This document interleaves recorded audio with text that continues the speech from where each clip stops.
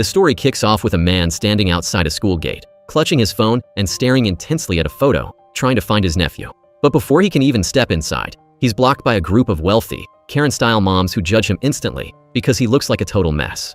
They even called security to kick him out. Not wanting any drama, the man slips away and finally manages to find the right classroom. Here's the kicker. This man and his nephew have actually never met. His sister, whom he hasn't spoken to in years, got injured out of the blue and had no choice but to call him to look after her son. However, with his scruffy clothes and shady vibe, he doesn't exactly scream world's best uncle. When he spots a little boy and asks, "Are you Jihu?" The kid plays it cool, lies to his face, and points into a classroom, saying Jihu is in there. As soon as the man steps inside, the boy locks the door with a pair of scissors and pulls the fire alarm. When security arrives, they don't ask questions, they just tackle the guy. Terrified, the man manages to break free and run, only for his sweet little nephew to be hiding around a corner, sticking his leg out and tripping him hard. The man ends up tied up like a criminal and dragged to the office. It isn't until Jihu's teacher shows up that everyone realizes he actually is the boy's uncle. The guards quickly untie him, feeling pretty awkward.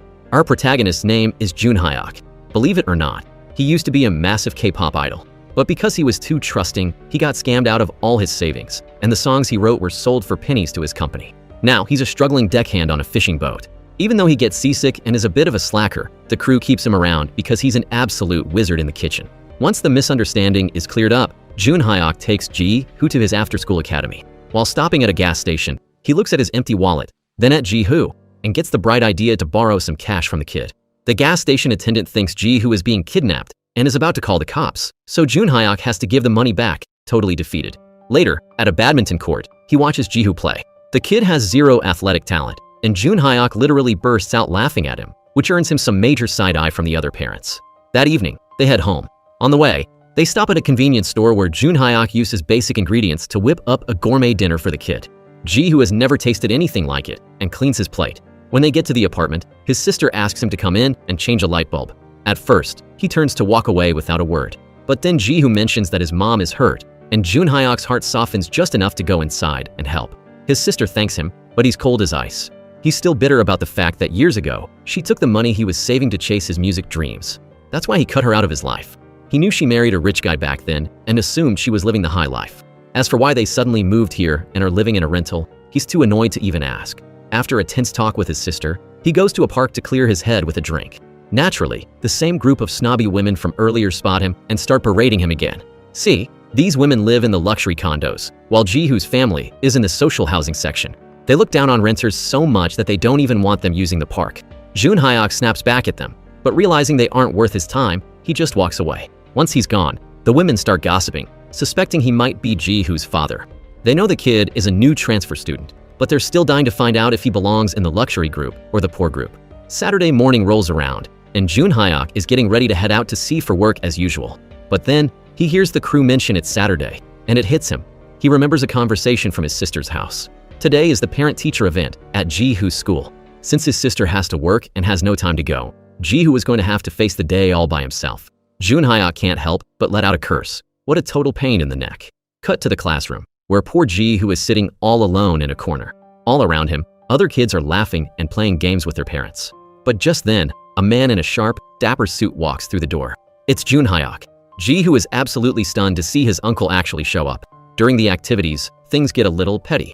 Jun Hyuk takes a ball and chucks it straight at Jihu. When it hits, he bursts out laughing like he just won the lottery, leaving everyone else in the room staring at him in total confusion. As it turns out, Jun Hyuk was still salty about Jihu tripping him earlier, and he used the game as an excuse to treat his own nephew like a target for revenge.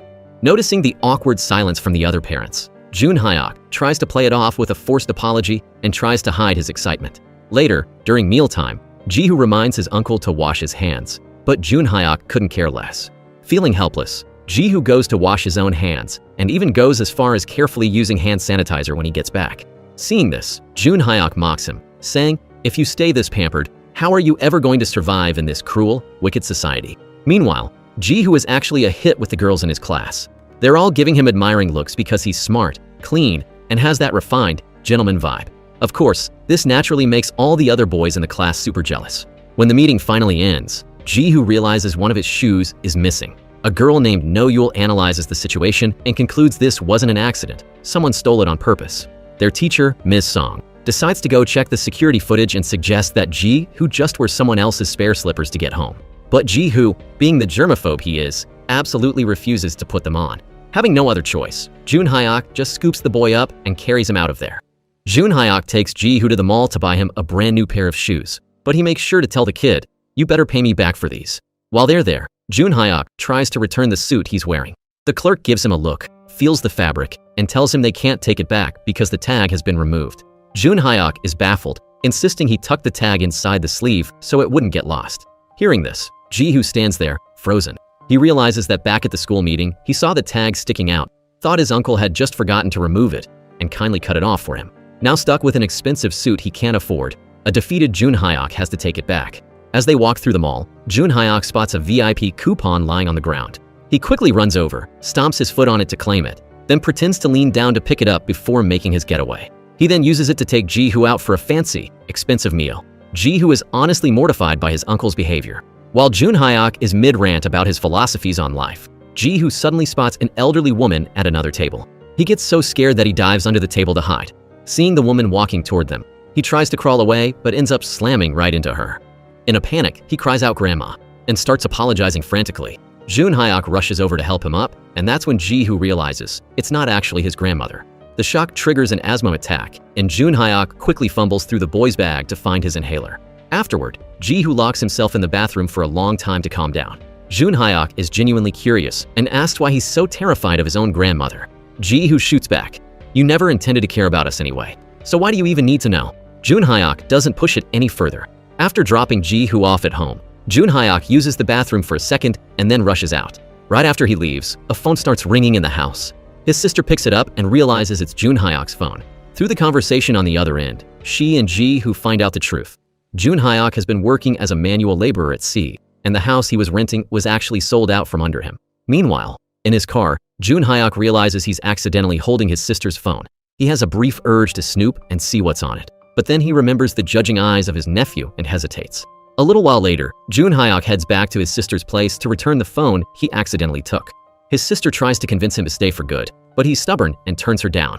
Ji-hoo, being a sharp kid, asks him straight up if he snooped through the phone. Jun Hyuk lies through his teeth and says no, but the truth is he totally did. While he had the phone, he listened to voice memos from the maid at his sister's former in-law's house and saw photos that made his blood boil. He finally realizes the absolute nightmare his sister and nephew went through living with that family. Even though he's now carrying this heavy secret, he stays tough and refuses to stay with them. Instead, Jun Hyuk tracks down his sister's ex-husband. He catches the guy getting out of a car with another woman and just loses it. He goes full beast mode, giving his former brother-in-law a beatdown that leaves the guy literally kneeling on the ground in fear. To top it off, Jun Hyuk trashes the guy's car and gives him one final warning: stay the hell away from Ji-hoo and his mom, before walking away like a boss. Since he's officially homeless now, Jun Hyuk picks up some shifts at a friend's bar. While there, he gets a call from Ji-hoo's teacher, Miss Song. They review the security footage together and catch the culprit.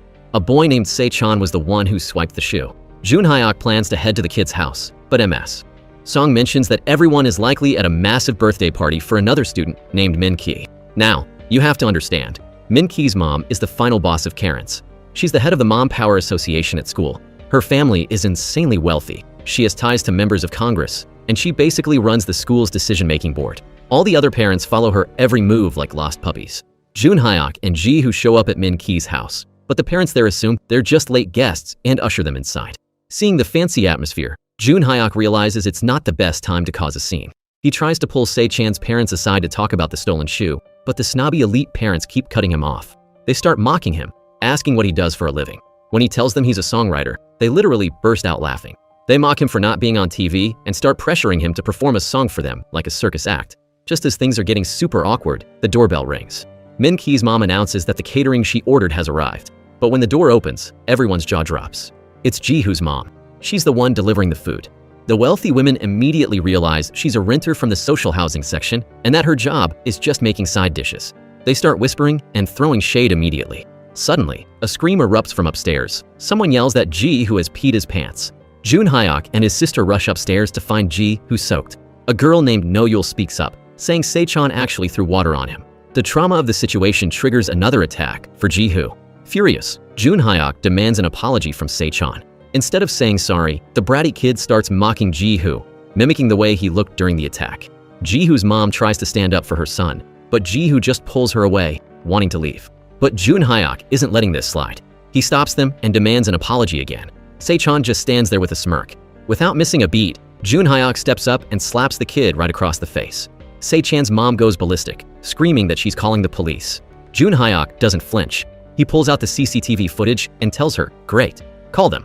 Let's have them arrest your son for theft while they're at it." Caught red-handed, Se-chan just scoffs. How annoying. When Ji-hoo's mom asks where the shoe is, the kid casually says it was too dirty, so he threw it away. His mom, being just as trashy as her son, pulls out a wad of cash and tells them to just go buy a new pair, like that fixes everything. Ji-hoo's mom has had enough. She grabs her son and leaves. Min-ki's mom tries to act like a peacemaker, telling Jun Hyuk to let it go for the sake of the children watching. Jun Hyuk looks them all in the eye and tells them that they are the ones who need to start setting a better example for their kids. But these people aren't listening. Frustrated and exhausted, Jun Hyuk leaves. When he gets back to his sister's apartment, Ji-hoo is standing at the door, trying to block him from coming in. Jun Hyuk pushes his way inside anyway, and what he sees breaks his heart. His sister is sitting there, struggling with a severe drinking problem, just like their mother used to. Ji-hoo's heart breaks for his mother, and he tries to defend her, claiming the alcohol isn't booze at all, it's her medicine. Seeing this toxic cycle, Jun Hyuk turns to walk out. But Ji-hoo calls out to him with tears in his eyes, saying that if he's going to leave, he should leave for good. "Don't keep doing this," the boy says. "Don't keep making me hope you'll stay." As Jun Hyuk walks alone down the street, a painful memory hits him. He remembers their mother stumbling drunk into the road before being struck by a car. In that horrific moment, his sister, who was barely half a head taller than him, reached out and covered his eyes so he wouldn't have to see the tragedy. Remembering how she protected him back then, he makes a vow. From now on, he's going to be the one to protect her. The next morning, Ji-hoo wakes up to the sound of a guitar. When he sees the dining table covered in a massive spread of delicious food, a huge smile spreads across his face as he looks at his uncle. Just like that, Jun Hyuk officially moves in. However, living together isn't exactly a fairy tale. Ji-hoo comes home from school to find the apartment trashed, and to his horror, he even finds one of Jun Hyuk's dried boogers stuck to the coffee table. Watching his uncle's messy cooking habits makes Ji-hoo feel totally grossed out. The two get into a heated argument, and in a fit of rage, Jun Hyuk rips off his apron and storms out of the house. After cleaning up the mess himself, Ji-hoo sits on the sofa, waiting for his uncle to come back. Suddenly, he hears someone fumbling with the digital door lock. He thinks it's his uncle, but the code keeps failing. Curiously, Ji-hoo checks the security camera and sees a complete stranger wearing a hat trying to break in. He's paralyzed with fear. Luckily, Jun Hyuk arrives just in time. Ji-hoo tells him about the intruder, and Jun Hyuk immediately gives chase, but the guy manages to vanish into the night. After this terrifying close call, Ji-hoo realizes he's still just a kid and starts to really rely on his uncle. He apologizes for the fight, and the two of them sit down to write an official co-living agreement. A few days later, the school calls Jun Hyuk in. Se-chan's mom, terrified that the truth about her son stealing the shoe will get out, tries to offer him hush money to settle the matter. But Jun Hyuk isn't interested in the cash. All he wants is a sincere apology. Under pressure from Min-ki's mom, Se-chan's mom gives a half-hearted, reluctant apology, and only then does Jun Hyuk sign the settlement. But the mom power group isn't done yet. As soon as they have the signed paper, Min-ki's mom rallies the other parents to boycott the Taekwondo center that provided the CCTV footage, determined to shut them down. The other moms follow her lead, spreading nasty rumors to ruin the gym's reputation. Even when the Taekwondo instructor literally drops to his knees to beg for mercy, Min-ki's mom cold-heartedly turns him away. Jun Hyuk happens to walk by and finds the instructor slumped over the hood of his car in despair. He knocks on the window to check on him, and the instructor tells him he was actually about to reach out because he has something to show him. Later, while the wealthy moms are celebrating their victory at a cafe, Jun Hyuk bursts in and drops a bombshell. He plays the full version of the security footage. Watching the tape, Se-chan's mom realizes her son didn't act alone. He was actually manipulated into doing it by Min-ki. It turns out Min-ki's mom knew the truth all along. Even so, Se-chan's mom decides to stick by her leader, claiming that since the boys are best friends, Se-chan only did it out of loyalty. Jun Hyuk mocks them instantly, saying, "You guys are exactly like your kids. You use loyalty as an excuse to gather in a pack and do terrible things, ganging up on anyone who offends you." Under the intense pressure, Min-ki's mom is forced to apologize to Jun Hyuk. Fuming, the other moms kick him out of the cafe. Back at school, the drama continues. Se-chan hasn't learned his lesson at all. Knowing full well that Ji-hoo has a severe peanut allergy, he purposely dumps peanuts into Ji-hoo's lunch and tries to force him to eat them. Fortunately, Miss Song catches him just in time. She demands to know how Se-chan even knew about the allergy. Se-chan is too scared to speak, But a girl named So Damn snitches on the real mastermind, Min Ki. She saw Min Ki snooping through the student health records on Miss Song's desk.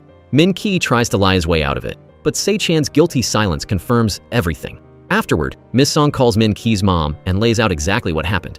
She tells her that she needs to apologize to Ji-hoo's mother and that Min Ki needs a serious reality check. But Min Ki's mom just scoffs, telling the teacher to mind her own business and just do her job. The drama escalates when Min Ki's mom, the ultimate queen bee, takes things way too far. She actually goes to the owner of the side dish shop and pressures them into firing Ji-hoo's mom, Junhee. When Junhee gets home and finds out Ji-hoo almost ate peanuts at the party, she's paralyzed with fear and just holds her son tight. Jun Hyuk is absolutely fuming when he hears his sister lost her job. He's ready to go nuclear and demand justice, but Junhee stops him. She begs him to just let it go. Jun Hyuk can't wrap his head around why she's being so passive, but then she explains the heartbreaking truth. She's terrified that if they cause a scene, Ji-hoo's grandmother, the woman from the rich family, will find them and take Ji-hoo back. To her, losing a job is nothing compared to losing her son. Suddenly, Junhee has a relapse. She starts frantically tearing through the cabinets looking for alcohol. When Jun Hyuk confronts her about why she's like this, he finally learns the dark secret.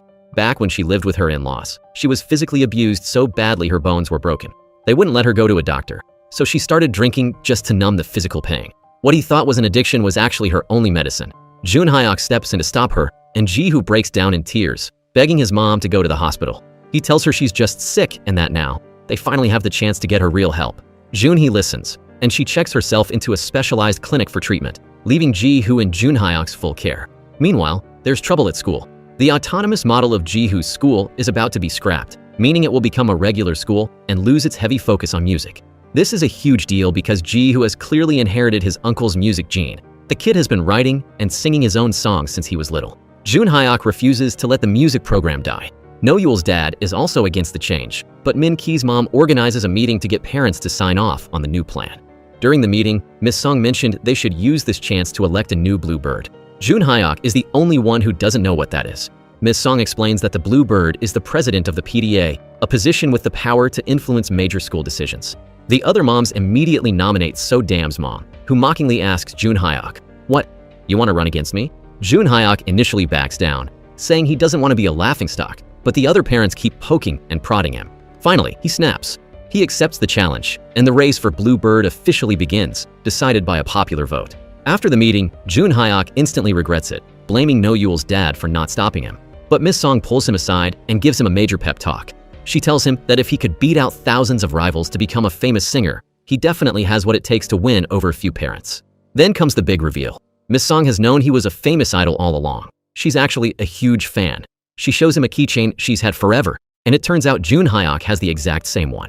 She tells him his music was the only thing that gave her the strength to become a teacher. This is exactly the boost Jun Hyuk needs to get his confidence back. Back at home, Ji-hoo is 100% behind his uncle's campaign. They put together a dream team to win the election. No-Yul and her dad help investigate the other parents' backgrounds and hobbies, while the bar owner and his daughter's sketchy boyfriend join the squad too. At first, Se-chan's mom doesn't take them seriously, but when she checks the live poll on her phone and sees Jun Hyuk's support growing, climbing from a 10 to 1 disadvantage to 10 to 3, she starts to panic. The snobby moms head to the bar and realize Jun Hyuk's team is working overtime to charm all the local mothers. Jun Hyuk doesn't stop there. He even organizes a mobile campaign tour on a decorated float. Min Ki's mom is losing her mind at this point. To fight back, she and her clique try to host a vocab quiz for the kids to show off how academic they are. But the kids aren't having it. No-Yul hops on a video call with So Damn, showing off all the ice cream, snacks, and freedom they're having with Jun Hyuk's crew. Obviously, a party is way more appealing to a bunch of kids than a vocab quiz, and the mom power group starts to lose its grip on the neighborhood. Jun Hyuk and his squad are pulling out all the stops, using every trick in the book to keep the neighborhood kids happy and win over their parents. It's a total grind, but it pays off. The votes are officially deadlocked in a tie. But just as the race reaches its peak, drama strikes. So Damn vanishes. Her mom is in a total panic and completely drops the campaign to find her daughter. She begs Min Ki's mom to blast a message to the parents group chat to see if anyone has seen her. Jun Hyuk sees the notification and thinks, "This is it. This is my chance to find her and secure that tie-breaking vote." But it's Ji-hoo who has the real lead. He remembers So Damn telling him she's obsessed with a specific idol who just happens to be having a fan signing event today. Even though they aren't 100% sure, the uncle-nephew duo rushes to the event, and bingo, they find So Damn there. So Dam's mom arrives shortly after to pick her up, but she doesn't offer a single thank you. In fact, she drives off and leaves Jun Hyuk and Ji Hoo stranded, even though they clearly needed a ride. Jun Hyuk checks his wallet, and it's pathetic. Literally one single coin falls out. With no other choice, they have to walk all the way back on foot. By the time they get home, the official campaign window has already closed. It feels like they've lost everything. Meanwhile, things are getting toxic at So Dam's house. Her father, a total sexist jerk, is screaming at her for wearing makeup and chasing idols, asking who she even takes after. When the mom tells him to watch his mouth, he turns his rage on her, blaming her for not being able to keep an eye on their kid. That's when the mom hits him with the truth. She's been going to the hospital for painful injections just to try and give him the son he's so obsessed with. The argument turns physical when the dad raises his hand to hit So Dam, but the mom screams and stops him. Right then, two members of the elite mom's clique burst in, but they don't care about the family's safety. They only care about that final vote. They try to drag So Dam's mom out to finish the election, and it's just too much. So Dam rips her hand away from her mom and runs away again. Her mom tries to follow, but the other Karens hold her back, obsessed with their own agenda. It's absolutely cold-blooded. Back at the apartment, Jun Hyuk and Ji Hoo are moping over some instant ramen, convinced the election is over. But then, Ji Hoo checks his phone and sees the count is still tied. Jun Hyuk gets a second wind and prepares to head back out to campaign. But then, the doorbell rings. It's So Dam's mom, right there in front of him. She casts the tie-breaking vote for Jun Hyuk and thanks him for helping her daughter. And just like that, Jun Hyuk is the new Bluebird. In a major character growth moment, Ji Hoo, who usually hates being touched, actually steps up and gives his uncle a big hug. Even Miss Song is over the moon when she hears the news. While celebrating, Jun Hyuk notices the matching keychain on Miss Song's bag and finally realizes she's the little girl from his past. When she tells him she'll always support him even if he never sings again, Jun Hyuk feels a spark of something he hasn't felt in years. But there's a dark cloud looming. Jun Hyuk realizes his own keychain is missing, and we see the truth. Min Ki stole it. The kid swiped it from Jun Hyuk's bag while he was visiting, and that one little stolen item is about to ruin Miss Song's career. Now that he's the Bluebird, Jun Hyuk is everywhere. He's all over the school campus, helping out with things that aren't even his job just because he loves his new, high-energy life.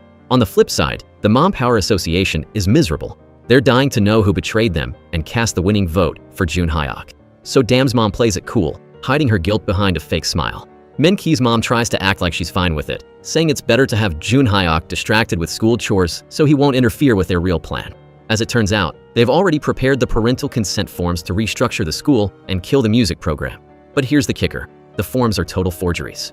The other parents haven't seen them at all. Min Ki's mom takes the fake papers straight to a politician she's cozy with, and he promises to fast-track the school's restructuring. But here's the real motive. They aren't doing this for the kids. They're doing it to skyrocket the local property values and get rich. Luckily, So Dam happens to overhear her parents talking about the scheme and immediately tips off Jun Hyuk. He doesn't waste a second. He storms the press event and calls out the entire scam right in front of the cameras, exposing the corrupt alliance between Min Ki's mom and the politician. But things get messy. While security is trying to drag him out, Jun Hyuk accidentally hits one of the guards and ends up getting locked in a holding cell. While he's stuck behind bars, he looks up at the TV and sees his world falling apart. The neighborhood Karens have launched a full-blown smear campaign against him. They're dragging his name through the mud and even claiming he's having a scandalous affair with teacher Song. Jun Hyuk is baffled. How could they even come up with this? Well, it turns out Min Ki's mom found out from her son that the two had matching keychains, and she used that tiny detail to fuel the nasty rumors. As soon as he's released, Jun Hyuk rushes to the school to clear their names. He tells everyone that he and teacher Song are strictly professional, but Min Ki's mom isn't buying it. Seeing no other way out, Jun Hyuk finally drops the truth bomb. He's not actually Ji Hoo's father. He's the uncle. He explains that he was just pretending to be the dad to help his divorced sister avoid trouble. He points out that since he and the teacher are both single, even if they were dating, it wouldn't even be illegal. But this only makes Min Ki's mom more furious. She screams that he's a fraud who lied to the entire school to win the Bluebird election. She then turns her rage on teacher Song, accusing her of helping him hide the lie, and demands she explain herself to the Board of Education. The principal tells teacher Song to take a break and basically implies she should start looking for a job at a different school. Meanwhile, the school restructuring is officially moving forward, and they suggest Ji Hoo should probably just transfer. Feeling like he's ruined everyone's lives, Jun Hyuk quietly disappears. Whenever things get too real, his first instinct is to run away.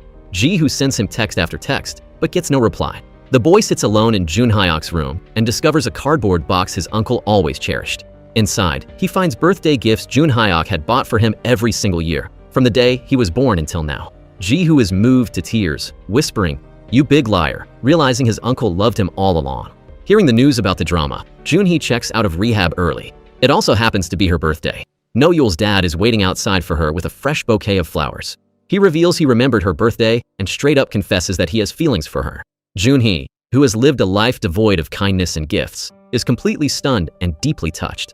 They head to the bar to pick up Ji-Hoo, but the owner insists they stay for a surprise birthday party. Right then, Jun Hyuk suddenly shows up, but he's not there to celebrate. He's there to say goodbye. He tells them he's going back to work on the fishing boats. Junhee tries to stop him, but Jun Hyuk is spiraling in self-loathing. He blames himself for everything, for the teacher losing her job and for the fact that his sister had to suffer in silence for years because he wasn't there for her. He's terrified that if he stays, Ji-Hoo's grandmother will find them and drag the boy back to that dark place. He tells Junhee they should just pretend they don't even know each other from now on. But as he turns to walk away, a voice stops him in his tracks. It's Ji-Hoo. The boy who was so terrified of the spotlight that he couldn't even stand on a stage is now singing his heart out. He performs a song written specifically for his uncle, pleading with him to stay. The song works, and Jun Hyuk stays. However, he's a shell of his former self, spending his days in a depressed slump. The school campus feels empty without his energy and teacher songs smile. But there's a silver lining. Ji-Hoo has finally learned to fight back. When the bully Se-chan tries to mess with him again, Ji-Hoo literally throws his own inhaler aside. He looks Se-chan in the eye and declares that he's not going to let rumors hurt him anymore, and that his uncle is a much better man than the lies they've been spreading. The mom power clique is riding high, celebrating their victory and gossiping about how Junhee is finally out of the way. They start thirsting over No-Yul's dad, calling him the total package, polite, handsome, and rich. Since he hasn't remarried since his wife passed, they think whoever lands him will hit the jackpot. Meanwhile, Junhee is desperately pounding the pavement looking for work, but because she crossed the queen bee, she's been blacklisted. Not a single shop in the neighborhood will hire her. Back at home, Ji-Hoo is worried about his uncle. He finds Jun Hyuk literally hiding in a closet, muttering to himself about a beep-beep sound coming from the door lock. He's convinced he's losing his mind. But Ji-Hoo realizes his uncle isn't crazy. Someone actually is trying to hack the door lock. It's the same intruder from before. The door clicks open, and the man steps inside. Jun Hyuk and Ji-Hoo leap out of the shadows and tackle him. The guy claims he's just the former tenant, and he's only there to get some money he hid in the bathroom. Jun Hyuk makes him prove he lived there by describing the room, and once he realizes the guy is telling the truth, he lets him go. Though he's low-key annoyed, he didn't find the hidden cash first. But here is where the plot thickens. That former tenant goes straight to meet a secret contact, Min-Ki's mom. It turns out this guy is the boyfriend of Cha-Young, Min-Ki's older sister. Everyone in the neighborhood thinks Cha-Young is a genius student at a top-tier university, but she's been missing in action for months. The dark truth? Cha-Young fell in love with a security guard's son. She got pregnant, and her mother, obsessed with status, forced her to get an abortion and locked her away in isolation. Remember that ultrasound photo Jun Hyuk found in the closet when he first moved in? Yeah, that belonged to Cha-Young. The skeletons in this neighborhood's closet are finally starting to fall out. Desperate to get her life back and feed her son, Junhee does the unthinkable. She finds Min-Ki's mom and drops to her knees in public, begging for forgiveness. Even though she did nothing wrong, she swallowed her pride just to get a job. This backfires on Min-Ki's mom, though, because she always pretends to be a saint. Seeing a woman kneel before her makes her look like a total villain in front of the other parents. Humiliated and furious, the queen bee storms off. Later, while at a hospital for a checkup, Junhee spots a young girl crying. Being the kind soul she is, she offers the girl a handkerchief. That girl is Cha-Young. Between the pregnancy, the forced abortion, and being dumped by her boyfriend, she's suffering from a severe anxiety disorder, all thanks to her mother's toxic control. Min-Ki's mom wanted to ship her off to another country to hide the shame, but the doctors insisted she be hospitalized. Min-Ki's mom spots Junhee at the hospital and starts getting incredibly paranoid. Meanwhile, Jun Hyuk is drowning in guilt over teacher Song losing her job. But then, a miracle happens. Someone leaked a post on the Mom Power forum claiming the school restructuring consent forms were total fakes. The moms start panicking and arguing about who leaked the secret. Little do they know, their entire conversation is being recorded and sent straight to Jun Hyuk. Armed with this evidence, Jun Hyuk realizes that if he can just get his hands on those original forged documents, he can take down the whole association. He recruits his A-team, the bar owner and No-Yul's dad, for a high-stakes heist. Jun Hyuk manages to sneak into the politician's office to find the files. But while he's searching, someone else sneaks in, Min-Ki's mom. She's there to destroy the evidence before it ruins her. Jun Hyuk dives into a cabinet to hide and watches her through the cracks. Suddenly, disaster strikes. His phone starts ringing. The sound gives him away instantly. Min-Ki's mom slowly creeps toward the cabinet, flings the door open, and finds him staring back at her. In a split second, Jun Hyuk uses a classic distraction move, snatches the folder of forged documents right out of her hands, and bolts for the exit. Luckily, No Yul's dad is right there to pick Jun Hyuk up in the getaway car. With the forged documents in hand, Jun Hyuk goes on a total crusade. He's literally going door to door to every parent, asking them point blank, "Is this actually your signature?" The mom power clique tries to shut him down, and Min Ki's mom tries to lie her way out of it, until Jun Hyuk plays the secret recording. Faced with undeniable proof, Min Ki's mom finally backs down. With the school restructuring plan blocked, everyone returns to their normal lives, and Jun Hyuk feels like a new man, ready to turn his life around for good. Meanwhile, the snobby moms are losing their minds trying to figure out who the traitor was who sent Jun Hyuk the recording. Se-chan's mom and So-dam's mom get into such a heated argument that they almost come to blows. The big reveal? It was So-dam's mom all along. Even though she's part of the inner circle, she was disgusted by their dirty tactics. She pulls Jun Hyuk aside and begs him to take this secret to the grave. Later, the school holds a parents' sports day. Two other parents, who finally heard about the forgery scandal, confront Min Ki's mom directly. She plays it cool, denies everything, and kindly invites them over for expensive wine later. When she sees Junhee and her group, she tries to invite them too, but when Junhee declines, she strikes below the belt. "Oh, that's right," she sneers. "You're an alcoholic, so you probably can't handle a little wine, can you?" It turns out she had illegally snooped through Junhee's medical records at the hospital. The other parents start whispering and mocking Junhee, but she stays dignified and ignores the trash talk. During the actual sports games, Junhee turns out to be a natural athlete, which makes No Yul's dad fall for her even harder. While they're in the restroom, No Yul's dad pulls Ji-hoo aside and asks for his permission to date his mom.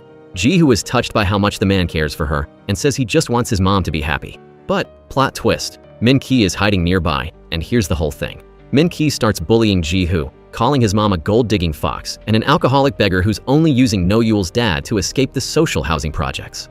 Ji-hoo loses it, and a fight breaks out, leaving Min Ki with a bloody nose. Even though Teacher Song helps clean him up, Min Ki's mom sees an opportunity. She uses her high-level connections to get a fake medical report and demands a school-wide meeting to have Ji-hoo expelled.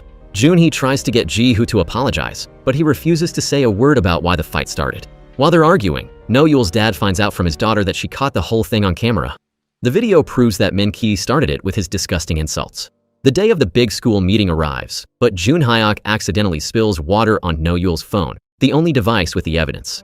Panicked, he tells Junhee to go to the meeting without him while he rushes to a repair shop. After getting the phone fixed, Jun Hyuk is sprinting to the school when he spots Min Ki's mom on the phone. She's in a panic because Chae-young's boyfriend tracked her down and found out where Chae-young was being hidden. The young couple realized that Min Ki's mom had been sabotaging their relationship from the start. Suddenly, the boyfriend pulls up on a motorcycle, wielding a knife. He's blinded by rage and screams that he's going to cut her tongue out so she can never lie again. He lunges at her, but Jun Hyuk jumps in front and takes the knife for her. The boyfriend freaks out and flees the scene. Bleeding out on the ground, Jun Hyuk's only thought is the evidence. He mutters that he has to get the phone to Ji-hoo. He begs Min Ki's mom to call 911. She starts to dial the number, but then she stops. She looks at the dying man, then thinks about her reputation and her daughter's secret. In a moment of pure evil, she puts her phone away and walks away, leaving him to die in the street. Fortunately, someone else finds Jun Hyuk and gets him to the hospital just in time. The knife missed his vital organs, but he was left in a coma. Ji-hoo sits by his uncle's bedside, heartbroken, promising that if his uncle just wakes up, Ji-hoo will grant him 100 wishes. Teacher Song is also devastated, but she stays in the hallway, remembering Jun Hyuk's plea for her to stay away so the rumors wouldn't destroy her career. Teacher Song eventually finds herself at the bar to check on how Jun Hyuk is doing. While she's there, she accidentally discovers the truth. He's liked her this whole time. He only stayed away because he didn't want the neighborhood rumors to ruin her life. He even wrote a song specifically for her. Deeply moved, she rushes to the hospital and gives the unconscious Jun Hyuk a secret kiss. And wouldn't you know it, right then, Jun Hyuk actually wakes up. Teacher Song panics and bolts out of the room. So when he finally opens his eyes, the only person he sees is a confused nurse. Jun Hyuk's recovery is quick, but Min Ki's mom is living in a state of total paranoia. The police are scouring the city for Chae-young's boyfriend, and since she was at the scene of the stabbing, she's terrified that an investigation will expose the truth about his relationship with her daughter. To save her reputation, she forces Chae-young to spin a web of lies. She makes the girl claim she was sexually assaulted, got pregnant, and that the boyfriend was just a blackmailer who tried to kill her when he didn't get his money. Back at the hospital, Min Ki's mom begs Jun Hyuk to keep her secret, promising that if he stays quiet, she'll never mess with his family again. For a moment, life seems to return to normal. Ji-hoo, determined to fulfill those 100 wishes he promised, becomes Jun Hyuk's personal mini-butler, taking care of his every need. Meanwhile, No-Yul's dad takes Junhee to the beach for a getaway, but they leave a grumpy Jun Hyuk behind at home. On the sand, No-Yul's dad finally confesses his love, but Junhee turns him down. She explains that she wants to be an independent woman who stands on her own 2 feet without leaning on anyone else. He takes it like a champ, though, telling her he'll keep loving her from a distance. Back at home, a lonely Jun Hyuk is drowning his sorrows in a bottle of wine. Starving, he heads out for a meal and runs into Teacher Song. She tells him she's done being afraid of what the neighbors think. She's going to live her life her way. She even shows him a massive collection of fan comments. His song has gone viral, and the internet is loving it. She decides to become his official manager and sets up a meeting with the record label. The big day arrives. Jun Hyuk is decked out in a sharp suit, ready to head to the label with Teacher Song, when Chae-young's boyfriend suddenly appears. Jun Hyuk is about to call the cops, but the man drops to his knees, begging for mercy and offering up every cent of his savings. Jun Hyuk's soft heart gets the better of him. He tells the guy to just turn himself in and even buys him a final meal. Suddenly, 2 men jump out and surround them, claiming to be police officers there to arrest the boyfriend. But Jun Hyuk is too smart. He realizes they're fakes instantly. The 2 try to run, but they're overpowered and kidnapped. They wake up locked inside a freezing cold storage unit. The boyfriend is ready to give up hope, but Jun Hyuk gives him a pep talk about survival. He tells him that as long as you're alive, miracles can happen. He shares a story about a time he almost gave up on life himself, but was saved by the delicious smell of food. After one good meal, he decided he had to live. Just as he finishes his speech, Jun Hyuk collapses from the cold. The boyfriend frantically searches for a way out and spots a box filled with some kind of powder. He thinks he can cause an explosion with fire and asks Jun Hyuk if he has a lighter. Jun Hyuk scoffs, saying a lighter in a place like this would be a literal miracle. But then, he spots a lighter tucked into a crack in a cardboard box. It's a miracle. They trigger the blast and manage to escape. Jun Hyuk tells the guy to turn himself in and promises to speak up for him. After the boyfriend gets a chance to see Chae-young one last time, he's taken away by the real police, thanking Jun Hyuk for everything. But when Jun Hyuk finally gets back to the apartment complex, he's met with a scene of total chaos. Chae-young is being wheeled out on a stretcher, and his sister, Junhee, is in handcuffs, being loaded into a police car. Here's what happened. Today was the day Chae-young was supposed to go abroad. She went back to her old apartment, where Junhee lives now, just to see it one last time. She knocked on the door, met Junhee, and explained the memories she had there. Junhee, being kind, let her in. Chae-young looked at the stickers on the walls, her heart heavy with sadness. Before she left, Junhee handed her the ultrasound photo she had found in the closet. Chae-young thanked her and walked out. But as soon as the door closed, Junhee felt a deep, chilling sense of dread that something was very, very wrong. She rushes out to check on Chae-young, but the girl is nowhere to be found. She notices the elevator is stuck on her floor, so she runs up the stairs to the rooftop. Nothing. But just as she's about to head back down, a blood-curdling scream echoes from below. Chae-young has jumped. As the only witness, Junhee is taken to the police station to give her statement. She tells the truth, everything from the conversation they had to the drama with the boyfriend. Meanwhile, at the hospital, Min-ki's mom is in full damage control mode, obsessed with protecting her perfect image. When the police suggest her daughter try to take her own life, the queen bee flips the script. She insists her daughter would never do that and claims Junhee must have pushed her. She doesn't stop there. She pulls strings with her politician friend and convinces Se-chan's mom to commit perjury. Se-chan's mom, acting as a total puppet, claims she saw Junhee push the girl with her own eyes. Just as Junhee is finishing her statement and getting ready to go home, the cops stop her. She's no longer a witness. She's the prime suspect. Outside, Jun Hyuk and No-Yul's dad are waiting for her when they hear the news. They see Se-chan's mom walking out, and Junhee confronts her, asking why she would lie like this. The woman just looks her in the eye and shamelessly claims she's telling the truth. Desperate, Jun Hyuk goes to the politician to beg for help, telling him Min-ki's mom is just using him, but the man is cold-blooded and kicks him out. Back at the hospital, Min-ki's mom stands over her unconscious daughter, teeth clenched in rage. Instead of being worried, she scolds Chae-young for ruining her life, saying it would have been easier if she had just died. She actually reaches out and pulls the oxygen mask off her own daughter's face. Luckily, a doctor walks in at that exact second, and she panics, shoving the mask back on. Jun Hyuk later visits the hospital. He brings the specific coffee Chae-young likes, the one her boyfriend told him about, and sits by her bed. He tells her his own life story, about his sister and Ji-hoo, and prays for her to wake up. Min-ki's mom catches him, and a fight breaks out. When he asks how she could be so heartless, she admits that the only thing she cares about protecting is her status. Neither of them notices, but Chae-young's fingers suddenly twitches. The day arrives for Junhee to be officially hauled away for investigation.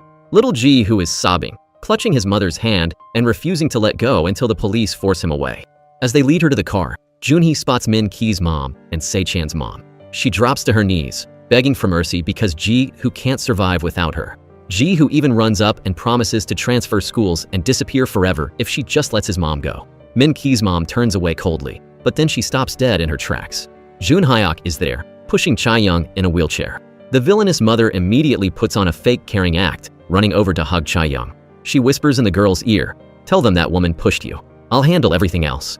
But Chae-young looks at her with total disgust. She reveals that while she was in a coma, she could hear everything. She heard her mother say she'd be better off dead. In that moment, Chae-young says, "I really did die." Her mother tries to gaslight her, saying she only said those things because she was heartbroken, but Chae-young isn't having it. "Even if the whole world believes you, I never will." She rolls her wheelchair toward the police and tells them the truth. She jumped on her own, and Junhee had absolutely nothing to do with it. The cops immediately release Junhee. Min Ki's mom tries one last desperate move, screaming that her daughter is brain damaged and talking nonsense, and calls on Se-chan's mom to back her up. But Se-chan's mom is frozen in shock and fear. Chae-young tells her mother to stop the madness. She explains that her mother's toxic control is the reason she jumped, and that her entire life, she was never a daughter, just a trophy for her mother's ego. Infuriated by the truth, Min Ki's mom slaps her own daughter across the face in front of everyone. With the truth finally out, the Queen Bee's reign of terror is over. Junhee is finally free, and after everything she's been through, she finally opens her heart and accepts the love of No-Yul's dad. Not only has she lost her political protection, but her mom power squad has completely turned on her. Se-chan's mom goes for the jugular, exposing the dark truth about Min Ki's mom. Her entire rich life was a total lie. Her husband is just a small-time used car salesman, and their luxury house and fancy furniture were all just rentals. Without a shred of mercy, the other women kick her out of the group. So Dam's mom also officially leaves, finally feeling at peace because she chose to stand on the right side of history. Se-chan's mom takes over as the new leader, but her petty, mean girl attitude makes the association look even more pathetic than before.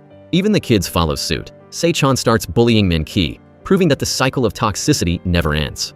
But while everyone is watching this dog-eat-dog drama unfold, the law finally catches up. To save his own skin, the politician snitches on Min Ki's mom, reporting her for corruption and fraud. The arrogant woman is finally arrested and hauled away to face the music. But just as one villain falls, a final boss appears. A woman whom Junhee and Ji, who have been terrified of for years, suddenly shows up at the school. It turns out the school has a massive new investor, and it's the billionaire grandmother they've been hiding from. Meanwhile, thanks to teacher Sun's help, Jun Hyuk has landed a job as the temporary conductor for the school choir. Since the new head of the Moms Association has no real power or brains, the principal isn't intimidated by them anymore. These same snobby women even try to suck up to Jun Hyuk, bringing him expensive gifts just to get their kids a solo spot in the choir. Even though he's tempted, Jun Hyuk stays professional and returns the bribes. He uses the opportunity to teach the kids a real lesson, that in a team, every single person is important, no matter where they stand. The choir performance is a massive success, but the joy is short-lived. The principal invites the new investor onto the stage, and when the grandmother steps out, Jun Hyuk and Junhee panic. They grab Ji-hoo and make a break for it. What follows is a high-stakes car chase. Jun Hyuk drives like a madman to reach the docks so his sister and nephew can escape by boat, but the grandmother's security team cuts them off just in time. However, she's not there to kidnap Ji-hoo, at least not yet. She's planning to run for office and needs a squeaky clean public image. She strikes a deal. Jun Hyuk must keep the family's past secrets buried. She agrees to leave them alone for now, but she warns them that since Ji-hoo is the heir to a billionaire empire, he belongs with her eventually. For now, the threat is gone, and the family can finally breathe. Finally, Jun Hyuk's life hits a massive turning point. An old fan, who is now a high-level executive at a record label, hears his song online and convinces the boss to sign him. Jun Hyuk officially makes his comeback with a massive 50 million won signing bonus. With the cash flowing in, Jun Hyuk goes on a shopping spree for the whole family. He tells Jun he's giving her the car the company provided. When she goes downstairs, she sees the same beat-up, rusty junker he's been driving for years. Feeling like she's being pranked, she's totally disappointed. Then, he hands her a gift to give to No-Yul's dad, and she goes back to washing dishes, feeling annoyed. But then, Jun Hyuk tosses her a bank book. He has deposited the entire remainder of his signing bonus into an account for her. When she asks why, he tells her it's not for him. It's for her to cover every single penny of Ji-hoo's education, from elementary school all the way through college. Junhee is moved to tears. And then comes the real kicker. He pulls out the keys to a brand new car. The old junker was just a joke. The new ride is really for her. As the story wraps up, things get even sweeter. No-Yul's dad, who has been their guardian angel this whole time, finally pops the question. He asks Jun-hee to move in and start a life together. Jun-hee hesitates for a second, but after Ji-hoo gives her an enthusiastic thumbs up, she says yes. In a final act of love and protection, No-Yul's dad hands Jun-hee one last gift, a comprehensive accident insurance policy, making sure that no matter what happens, she and Ji-hoo will be safe and taken care of forever. He tells her that giving insurance policies as gifts is super trendy right now, and he even promises to pay all the premiums himself. Jun-hee feels a little guilty, like she's taking advantage of his kindness, but she awkwardly signs the papers and accepts the gift anyway. Meanwhile, Jun Hyuk is at the peak of his comeback, spending every single day in the recording studio. But because he's terrified that Ji-hoo's grandmother might try to harm the boy, he keeps Ji-hoo glued to his side at all times. After hearing his new music, the label is so impressed that they don't just want to drop an album. They want to organize a full-blown concert. Jun Hyuk is over the moon, but he's also low-key panicking. He's worried that since he's been away for so long, nobody will actually show up. But Teacher Song has a plan. Behind his back, she's been secretly reaching out to his old fan base online to organize a surprise meetup. When Jun Hyuk sees Teacher Song walking and holding a cake, he feels like he's in a dream. He spends the whole day happily snapping photos with his fans. Watching his uncle on stage, Ji-hoo is absolutely beaming with pride. But in the middle of the excitement, someone, no one knows who, hands Ji-hoo a chocolate bar. Without thinking twice, the kid takes a bite. Suddenly, his vision starts to blur. He begins foaming at the mouth, and he collapses right there. On the other side of town, Jun-hee is heading home when her ex-husband suddenly blocks her path. She expects him to pull some more dirty tricks, but instead, he asks her a chilling question. Don't you find No-Yul's dad a little strange? Why would a guy that's successful choose a woman like you? Then, he drops a massive bombshell. He claims No-Yul's dad is actually a murderer who killed his first wife just to collect the insurance money, and Jun-hee is his next target. He drives off, leaving Jun-hee frozen in total shock. Back at the crisis, Jun Hyuk is sprinting like a madman toward the hospital with Ji-hoo on his back, not even realizing he lost his shoes along the way. Luckily, they get there just in time, and the kid pulls through. It turns out he had a severe anaphylactic shock because the chocolate was filled with alcohol. When Jun-hee rushes to the hospital, Jun Hyuk is a complete wreck, apologizing over and blaming himself. That's when Jun-hee notices his feet are all cut up and bleeding from the run. She begs him to get treated, but he refuses to leave the room. Of course, the billionaire grandmother, who's been secretly stalking them, shows up at the hospital immediately. She warns Jun-hee to take better care of the kid, but not because she loves him. She's in the middle of a major election and can't have any weaknesses or scandals leaking to the press. Devoured by guilt, Jun Hyuk starts hovering over Ji-hoo even more than before. Ji-hoo can't remember who gave him the chocolate, so everyone just assumes it was a freak accident. But Jun-hee can't stop thinking about her ex's warning. She calls the insurance company to check the beneficiary on her policy. When she hears it's her child, she's about to breathe a sigh of relief, until the agent adds that if the child is a minor, the spouse is legally allowed to receive the payout.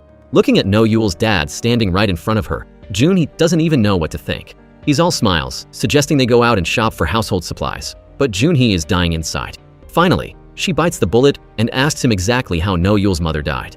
He tells her it was a car accident and that it was entirely his fault. Seeing the raw pain on his face, she can't bring herself to ask anything else. Later, during a meal, Jun-hee asks her brother just how much he trusts No-Yul's dad. Jun Hyuk tells her he trusts the guy more than he trusts himself. He just assumes she's getting cold feet before the wedding. He reminds her that without No-Yul's dad, none of their problems would have been solved so fast. He even points out that when Jun-hee was wrongly accused and almost went to prison, the guy never doubted her for a second. This just makes Jun-hee even more confused. Then, one day after work, Jun-hee finds a mysterious folder left right at her front door. She takes the file straight to No-Yul's dad's house and slaps it down in front of him. It's his own criminal case file. She tells him straight up, "Someone told me I'm your next target." She admits she didn't want to believe it, but after seeing the files and doing her own research online, she realized the story was true. She demands to know what really happened that day. No-Yul's dad finally breaks down and tells the story. His wife was having an affair. On that fateful day, he caught her eating with the other man and tried to force her to come home. No-Yul's dad explains that back then, his wife didn't just refuse to come home. She actually admitted to the affair right in front of their daughter, No-Yul. In a blind rage, he forced her into the car. She kept screaming at him to stop the car, but he didn't, and that's when the fatal accident happened. He admits that he moved here in the middle of the night just to escape the gossip. He tells Jun-hee that because her life was so similar to his, he felt an instant connection to her. Jun-hee looks him in the eye and asks the one question that matters. "Did you swerve on purpose to kill her?" He doesn't say no. He tells her that. Honestly, he doesn't even know. While he told the court it was an accident so No-Yul wouldn't grow up as an orphan, he admits that deep down, In that moment of fury, he might have actually wanted his wife dead. Jun-hee is absolutely horrified. She tells him she can't live under the same roof as a man like that and needs time to think. When he asks how long she needs, she tells him she has no idea. Then comes Jun Hyuk's big comeback concert. The hall is packed with fans, and just as he's about to start his first song, the doors burst open. Two men march right up to the stage and announce that someone has reported Jun Hyuk for hosting a flower party, slang for a drug bust, at the bar. The concert is shut down instantly. Jun Hyuk and the bar owner are hauled off for investigation, and his dreams of a comeback are crushed once again. With Jun Hyuk behind bars, the billionaire grandmother strikes. She uses his drug investigation and Jun-hee's history with alcohol as proof that they are unfit guardians to win back custody of Ji-hoo. Jun-hee goes to the mansion to beg for mercy, but the grandmother cold-heartedly shuts her down. To save his uncle, Ji-hoo makes a deal with the devil. He goes to his grandmother and agrees to move into her house permanently, as long as she uses her power to get Jun Hyuk out of jail. Jun-hee is devastated and tries to stop him, but Ji-hoo is determined to protect the uncle who protected him. When Jun Hyuk is finally released, Ji-hoo sends him a message. "You have to keep the 100 promises you made to me in the hospital." Jun Hyuk is desperate and goes to find his sister's ex-husband. The scumbag actually demands that Jun Hyuk kneel before him, and Jun Hyuk, swallowing every ounce of pride, does it. But the ex-husband just laughs in his face. He reveals that a restraining order has been filed. If Jun Hyuk even breathes near Ji-hoo, he'll be arrested. Then, he drops a massive truth bomb. The prize money Jun Hyuk won years ago? Jun-hee never took it. The ex-husband stole it. He was the one who impersonated Jun-hee and sent those texts to scam Jun Hyuk, all while he was literally beating Jun-hee. He mocks Jun Hyuk, saying he can't believe the famous singer was dumb enough to cut off his own sister over a text scam. Full of regret, Jun Hyuk goes back to Jun-hee and begs for her forgiveness. He's heartbroken that he abandoned the sister who raised him over a lie. Jun-hee forgives him instantly and tells him he has to stay strong for Ji-hoo's sake. Before he leaves for the mansion, the family has one last birthday party for Ji-hoo, his first real one. They take family photos and try to smile, but when the time comes to leave, Ji-hoo puts on a brave face, acting like he's just going off to school. But as he steps into the grandmother's massive, cold mansion and receives a fake hug from his stepmother, Ji-hoo is paralyzed with fear. We find out the only reason the stepmother is even tolerating him is that the ex-husband's wild lifestyle has left him infertile. Ji-hoo is literally their only option for an heir. Ji-hoo's final request to his uncle is for him to return to being a singer. The kid even managed to get the grandmother to pay back the prize money the ex-husband stole. Jun Hyuk starts hitting the audition circuit again, but without Ji-hoo around, he has no inspiration. He's a shell of a man, and he gets rejected every single time. Ji-hoo is kept like a prisoner, with no phone and only allowed to see his mom once every 2 weeks. Every time they meet, Jun-hee checks his body for bruises, but Ji-hoo always lies and says he's doing great. Jun Hyuk doesn't dare go near him, knowing that Ji-hoo sacrificed his own freedom to keep his uncle out of prison. But then, the ultimate plot twist occurs. A familiar face returns to the neighborhood, shattering the peace once again, Min-ki's mom. As it turns out, the billionaire grandmother was the puppet master behind every single disaster from day one. And her lead henchwoman, the person who helped her orchestrate the entire plan to ruin Jun Hyuk and steal Ji-hoo, was none other than Min-ki's mom. As it turns out, Min-ki's mom accidentally found out that Ji-hoo was the missing heir the billionaire grandmother had been searching for. She immediately snitched to the grandma and helped her orchestrate the entire plan to snatch the boy back. Here was their twisted strategy. First, they lulled Jun-hee and Jun Hyuk into a false sense of security by lying and saying the grandma was too busy with her election to care about custody. Then, they hired a henchman to pose as a record label executive to give Jun Hyuk a fake shot at fame. They signed him to a contract and organized that fake concert just to set him up. And that fan who gave Ji-hoo the alcohol-laced chocolate at the bar? That was the fake agent, too. The grandma was already waiting at the hospital and had pre-warned the doctors, which is why they were able to save Ji-hoo so fast. The whole thing was a staged rescue. Because she helped with this evil plan, Min-ki's mom successfully clawed her way back into the neighborhood. She moved back into her old apartment and rejoined the Mom Power Association. With the billionaire grandmother backing her up, the other women don't dare talk back and have gone right back to kissing her feet. Meanwhile, Jun Hyuk finally finds his spark and writes a powerful new song. He passes an audition and gets signed to a real label this time. One of his teachers tells him, Ji-hoo wanted you to write music so he could find comfort in your songs while he's trapped in that mansion. This gives Jun Hyuk the fire he needs to keep going. During a performance organized by his new company, Jun Hyuk suddenly spots the fake agent from before in the crowd. He tries to say hello, but the guy takes one look at him and bolts. Teacher's song tells Jun Hyuk to go after him. When he finally corners the guy, Jun Hyuk asks why he's running. The fake agent blabs, "Wait, you aren't here to get revenge for being scammed?" Jun Hyuk is stunned. He starts connecting the dots and realizes the timing of Ji-Hoo's accident and his own arrest was too perfect. He takes the contract he signed with the fake agent to No-Yul's dad and asks him to investigate. The investigation reveals that the fake agent has a criminal record for dealing drugs. This proves that the drugs found in the bar were planted by this guy to frame Jun Hyok. If he can prove he was framed, he can clear his name, lift the restraining order, and Jun-hee can win Ji-Hoo back for good. But just when things are looking up, Min-Ki's mom strikes again. She has done her homework on everyone in the neighborhood. Since Se-chan's mom was the one who originally snitched on her for corruption, Min-Ki's mom targets her first. She exposes the fact that Se-chan's dad is a massive gambler, buried in debt. To save her family, Se-chan's mom is forced to crawl back and beg for mercy. Min-Ki's mom blackmails her, forcing her to spread a rumor through the neighborhood that No-Yul's dad is a cold-blooded murderer. She wants to destroy every single person who ever helped Jun Hyok. Just like that, the secret No-Yul's dad tried so hard to hide is out in the open. He's paralyzed with fear and hides in a corner, unable to face anyone. But this time, Jun-hee finds her inner strength. She stays brave and goes to the school to pick up No-Yul. When Se-chan's mom starts mocking them in public, Jun-hee delivers an absolute legendary slap across her face, leaving the other Karens shaking in their boots. The pieces of the puzzle finally fall into place. Teacher Song finds out from a fan who was at the party that the agent was definitely the one who gave Ji-Hoo the chocolate. Jun Hyok then gets a call from his current boss. The secret investor behind his new record label is also the billionaire grandmother. Jun Hyok finally realizes the horrifying truth. The grandmother was willing to trigger a life-threatening allergic reaction in her own grandson, nearly killing him, just to win a custody battle. Right then, the ex-husband shows up to take Ji-Hoo away. Jun Hyok's rage finally boils over. He lunges forward and levels the guy with a massive punch to the face. Even though the truth is out, the scumbag ex-husband just smirks, screaming at the top of his lungs for the police to come and throw Jun Hyok back in prison. When Jun-hee finds out what's going on, she and Jun Hyok are ready to make a move, but the billionaire grandmother beats them to the punch and shows up at their door. In a masterclass of manipulation, the grandma pins the entire poison chocolate plot on Min-Ki's mom. She even kindly lifts the restraining order against Jun Hyok, using a classic good cop, bad cop routine to trick the siblings again. But here's the crazy part. This was all Min-Ki's mom's idea. She's so desperate to stay in the grandma's good graces that she actually told the grandma to slap her in public just to make the lie look more convincing. Fast forward to Jun Hyok's birthday party. He invites No-Yul's dad and So-Dam's mom. But So-Dam's mom is clearly miserable. After some prodding, she drops a bombshell. Her husband has been having an affair with Min-Ki's mom and has been feeding her every single secret about Jun Hyok's group. The adults send the kids to another room and start connecting the dots. They realize there's no way Min-Ki's mom was the mastermind. She was in prison and had no phone access when the fake agent was hired. Plus, the doctors at the hospital knew exactly what was wrong with Ji-Hoo the second he arrived. The conclusion? The grandmother is still the puppet master, and Min-Ki's mom is just the fall guy. It's time for a full-blown rescue mission. Step 1. So-Dam's mom fakes a massive fight with Jun-hee so she can defect back to the Mom Power Association and spy on them from the inside. Step 2.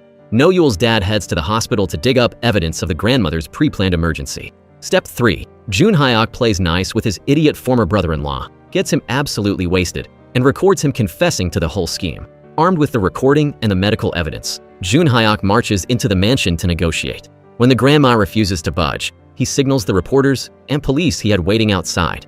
He exposes the fact that she endangered her own grandson's life, and in a cinematic moment, he rescues Ji-Hoo and brings him home. But the grandmother is a titan.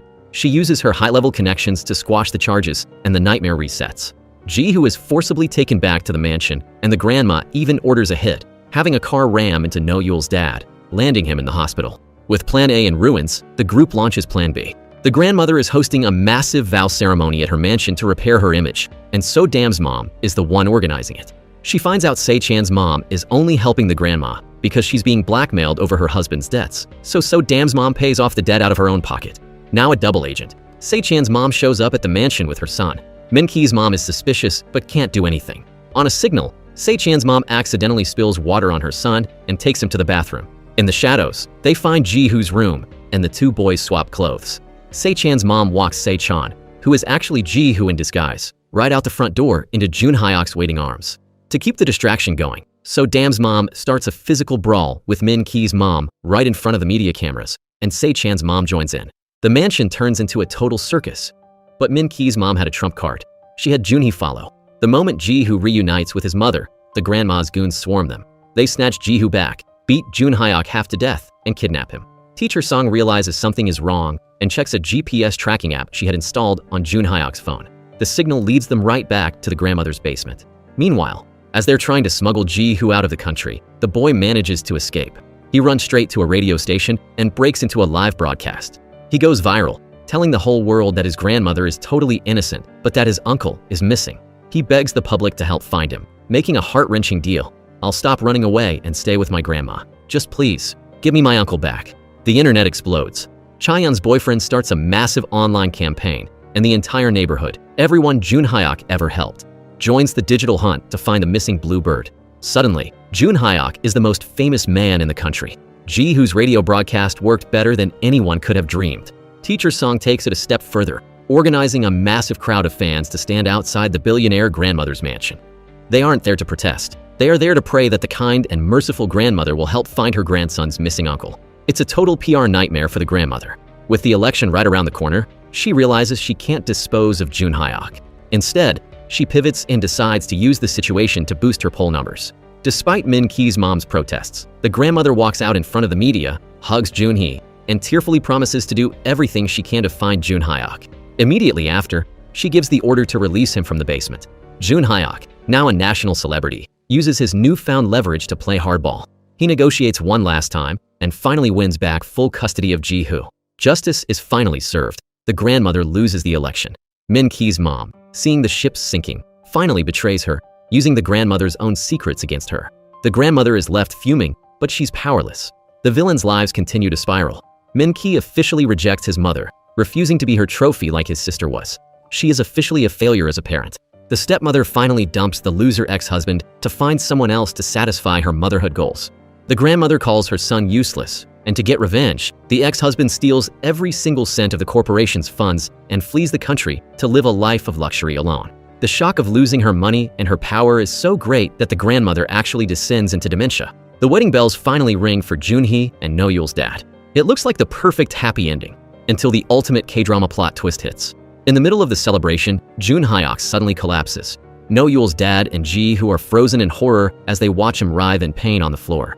As it turns out, Jun Hyok was recently diagnosed with hypertrophic dilated cardiomyopathy, a life-threatening heart condition. He had been hiding the truth from everyone so he could make it to his comeback concert. He was secretly taking medication, cutting out every drop of alcohol, and cooking his food without a single grain of salt. He would spend his nights crying alone in the dark, and every time he practiced, he was pushing through agonizing pain. But the secret comes out when Teacher Song picks up his phone and gets a call from his doctor. She is devastated and demands he go to the hospital immediately. His life is more important than some concert. Jun Hyok stubbornly refuses, insisting he'll go the second the concert is over. Furious and heartbroken, Teacher Song storms off. The next day, Jun Hyok drops the kids off at school and goes looking for her, but she's vanished. Her phone is off, and she's not at home. Jun Hyok leaves one tearful voicemail after another, begging for forgiveness. When he gets home that night with the kids, he's shocked to find the house smelling like a home-cooked meal. Teacher Song is there. She has quit her job and moved in with all her luggage. She's decided that no matter how much time he has left, she is going to be the one to take care of him 24/7. They spend their days in a cycle of practice and hospital visits. Teacher Song is his shadow, even learning emergency medical procedures just in case his heart stops. When Jun-hee and No-yeol's dad returns from their honeymoon, Teacher Song finally reaches her breaking point. The weight of the secret is too much, and she's terrified of the nightmare moment when he might collapse for good. She breaks down and tells Jun-hee the truth. The family decides they have to cancel the concert. His survival is the only thing that matters. But the medical news is grim. He needs a heart transplant, but there are 0 donors available. Their only choice is a risky artificial heart surgery, but his body might not even accept it. Without the surgery, Jun Hyok is a walking ticking time bomb whose heart could literally stop beating at any second. Jun-hee is standing her ground. She is absolutely not ready to lose her little brother, and she insists that he go through with the surgery. Little Ji-hoo is there too, crying and begging his uncle to fight for his life. He tells him, "Besides my mom, you're the person who loves me most in the entire world. You have to stay with me." The surgery to implant the artificial heart was a success. Jun Hyok and Ji-hoo even start a live stream right from the hospital room to update their fans, and even the label executive stops by to congratulate them. It feels like they finally caught a break. But then, disaster strikes again. Just as they are preparing for his discharge, Jun Hyok suddenly collapses. He is rushed back into the emergency room. Luckily, because it happened right there in the hospital, the doctors can save his life one more time. But the reality is grim. Without a real heart donor, his body won't be able to hold on much longer. Hearing the news, the bar owner cuts his overseas vacation short and rushes back to Korea. He goes straight from the airport to the hospital to give Jun Hyuk some much-needed motivation and blessings. They realize they can't wait for a massive concert hall anymore, so they decide to do something special. They organize a tiny, intimate concert right there at the bar.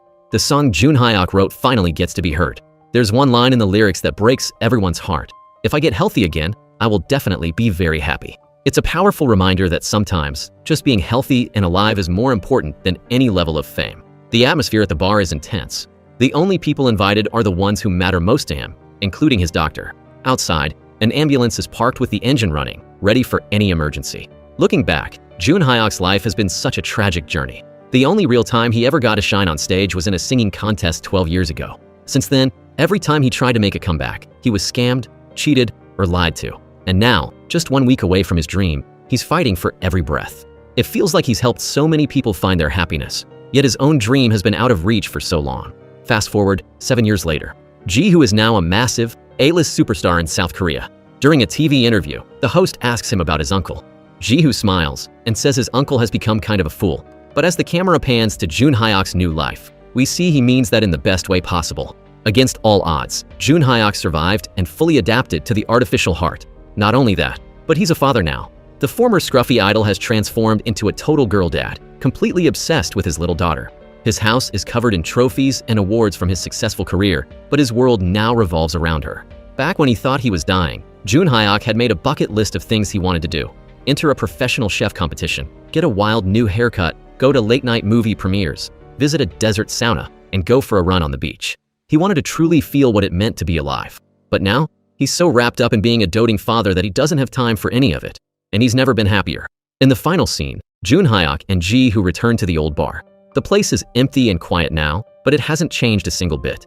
Together, the uncle and nephew step onto the small stage, basking in the glow of the stage lights one last time, finally at peace. Thanks for watching, and we'll see you in the next one.